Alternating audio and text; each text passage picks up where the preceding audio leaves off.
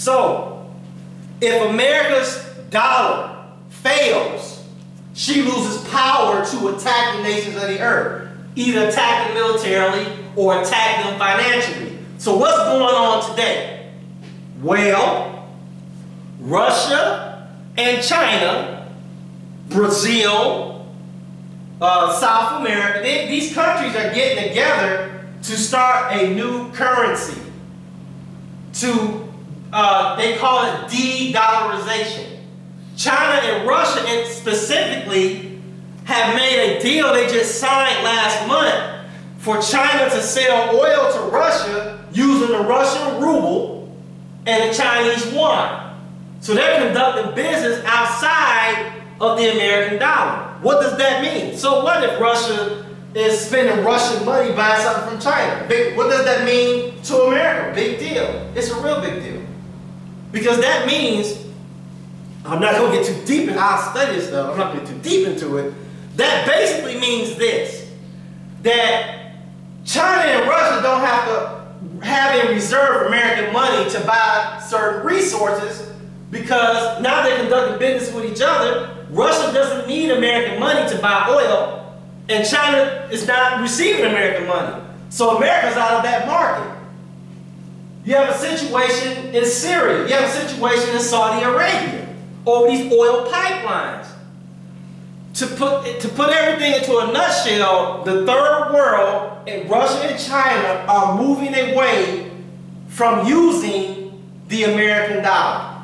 So what do you have? You have 60% of the U.S. Navy in the Pacific, right on the coast of China and Russia. You have the United States and Ukraine to the west of Russia, putting munitions and armament there. You got America in the Mediterranean Sea with ships, and the Indian Ocean with ships, completely encircling the Middle East. So what's taking place?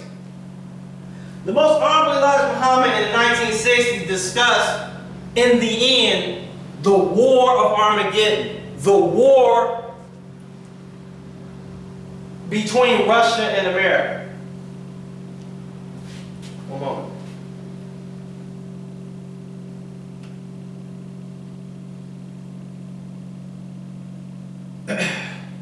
If you go to the book of Daniel, chapter 11, verse 40, I'll read. And at the time of the end, shall the king of the south push at him, and the king of the north shall come against him like a whirlwind, with chariots, and with horsemen, and with many ships. And he shall enter into the countries, and shall overflow and pass over. He shall enter also into the glorious land, and many countries shall be overthrown.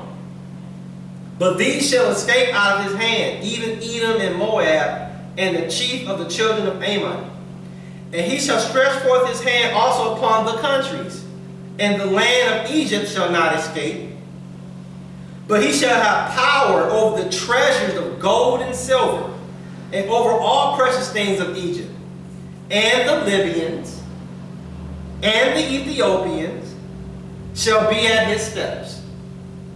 But tidings out of the east and out of the north shall trouble him. Therefore he shall go forth with great fury to destroy and utterly to make away many. And he shall plant the tabernacles of his palace between the seas and the glorious holy mountain. Yet he shall come to his end, and none shall help him. Now, this chapter and verse of Daniel was identified by the most honorable Elijah Muhammad as the war, the upcoming war between America and Russia. And the most honorable Elijah Muhammad said that Allah has placed him here to get you out of the crossfire. When the messenger taught on this scripture, I went and read the scripture. And I'm going to go into a little more detail of what we're reading. It says that the king of the north, the king of the south shall push at the king of the north. The king of the north is Russia.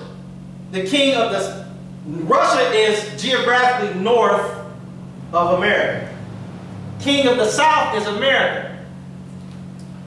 And it says that the king of the south shall push at him, and the king of the north shall come against him like a whirlwind, with chariots and with horsemen and with many ships, and he shall enter into the country and shall overflow and pass over. It says push at him. When it says push at him, that means America's picking a fight. We want, they trying to have a skirmish, a war. So what's America doing? If you've been keeping up with the latest event, you'll notice that a Malaysian flight over to Ukraine was shot down. And right when it was shot down with no investigation, America pointed the finger at Russia for shooting down that Malaysian flight. In Syria, American forces, through proxy, through the rebels of Syria, are trying to overthrow the government of Assad in Syria. Russia is an ally of Syria. What did America do? America accused Russia of arming Assad. America accused Russia of malfeasance in Syria. So we see through the meanders in the media, if you've been paying attention, that right now actually, let me go further. America pushed Europe to put sanctions on Russia. And what did Russia do within the last week? Russia put a 1-year ban on all agricultural products from Europe. And the businesses of Europe are suffering and complaining that they have nowhere to sell their goods. And America is behind that. America wanted Europe and the United Nations to sanction Russia for its actions in Ukraine. America is accusing Russia of potentially invading Ukraine. America is accusing Russia of wrongfully taking Crimea from Ukraine. So without getting too technical with all this stuff, right now, America and Russia are what you call beefing. They're at each other. Now, it says that he shall also enter into the glorious land in many countries, and many countries shall be overthrown. The countries of the east are known as the Holy Lands, like Jerusalem, like Mecca. When you're in the east, they're often referred to the Holy Lands. So the scripture in Daniel said that he shall enter into the glorious lands. America is all throughout the East and North Africa right now. Overthrown country. Libya was overthrown in 2012. Egypt was overthrown shortly before Libya. He's seeking to overthrow Syria right now. He's in Yemen. He's in Pakistan. He's overthrown the king of Iraq, Saddam Hussein. So he's in the glorious land, overthrowing countries. And he shall stretch forth his hand upon the countries, and the land of Egypt shall not escape. But he shall have power over the treasures of gold and silver, and over all precious things of Egypt, and the Libyans, and the Ethiopians. Now, a couple weeks ago, I spoke on what he did to Libya. And right here in the book of Daniel, we read, jumping out of the scripture, that he's going to have power over the Libyans. That he's going to be in the glorious land, overthrowing countries. This is taking place now. But verse 44 says, but tidings out of the east and out of the north shall trouble him. Therefore he shall go forth with great fury to destroy and utterly make away many. Now it said tidings. He said tidings shall come out of the east, and tidings shall come out of the north. What are tidings? Tidings mean news. News shall come from the east, and news shall come from the north. What news? Who is the east and who is the north? The east is China. China is to America's east. News shall come from China. News shall come from the north, from Russia. He's going to get tidings from the east and from the north. What news is he getting today? The king of the north and the king of the east. Let me stop right there. It is not up for argument on a financial level over there east of America who the kings are. The king of the east is China. The king of the north is America. Russia. That's not even up for debate. Daniel told you that the king of the south is going to receive tidings from the east and from the north, from China and Russia. And what tidings or news is America receiving? As I told you, Russia and China are starting to do business outside of the dollar.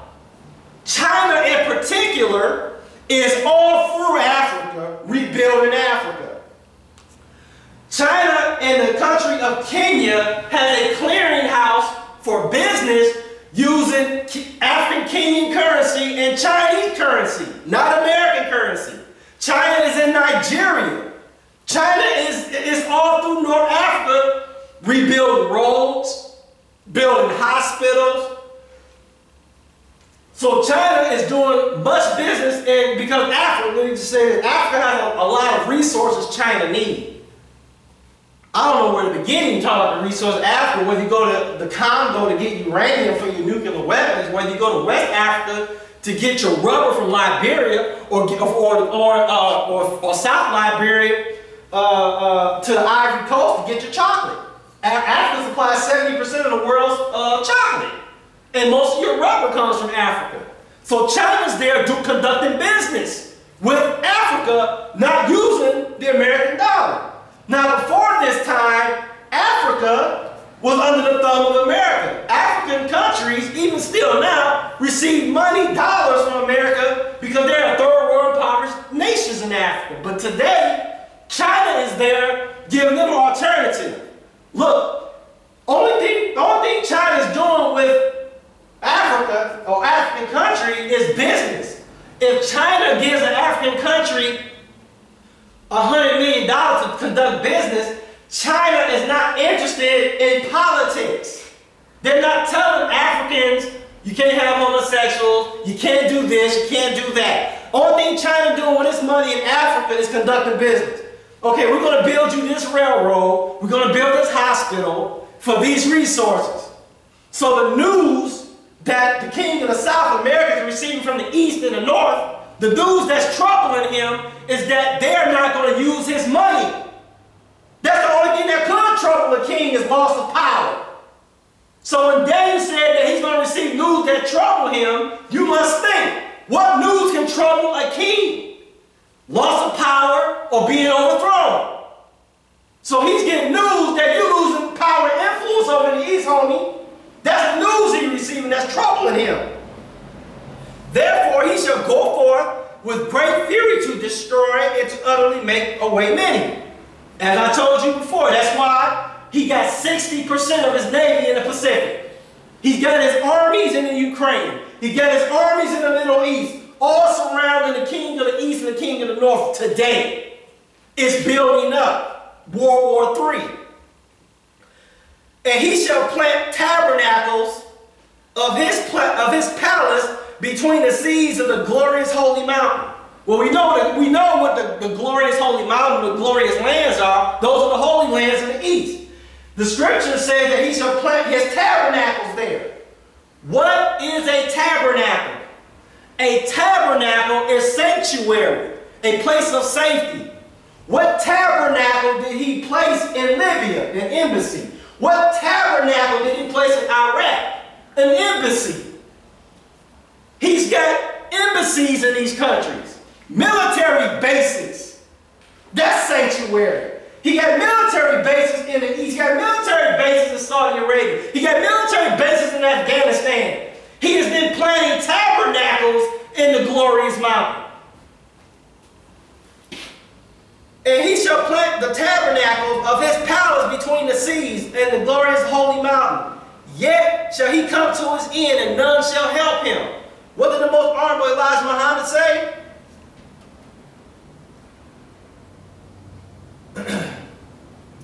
He said, after the war, and unto the end of the war, desolations are determined. I don't know what happened between this week and last week. It was fine here last week.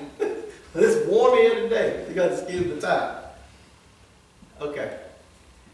And unto the end of the war, desolations are determined, and that determined shall be poured out upon the desolate. I want you to know that that which is poured out means it is the deprivation of you, America, of your ever getting back into power again to attack the nations of the earth. The messenger told you that in Fall of America. The book of Daniel told you that in chapter 11. That his power, the messenger said that his power to attack the nations shall come undone after the rally. And in the book of Daniel, in the 45th verse of chapter 11, after he planted his tabernacles, it said, yet he shall come to his end, and none shall help him. Now, it is incumbent upon me at this time, if I'm going to tell you of all this woe and trouble ahead, I must tell you of the sanctuary you should seek.